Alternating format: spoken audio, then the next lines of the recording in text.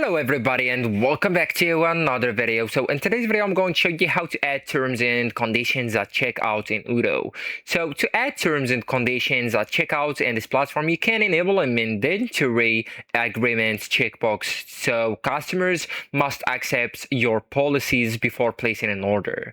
So actually guys, first you will need just to go to the website app right here and then go and hit or click on configuration, the option that you can see at the top bar. So here you will need just to go with settings, so it's the first option, as simple as that.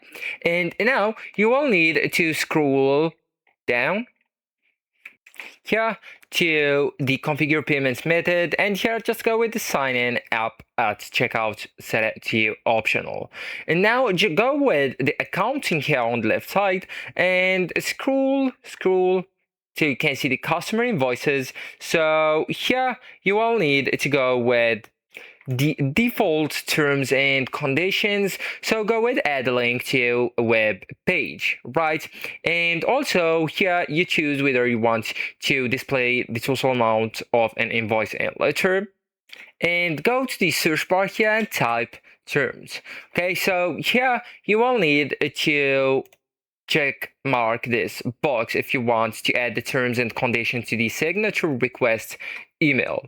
Okay, and now just go back from here, save, and back again, go with the website here, and then you will need to go with the pages that you can find new here, page, and then go with a blank page and name it as terms and conditions. Alright, so go with add to menu and then go with create.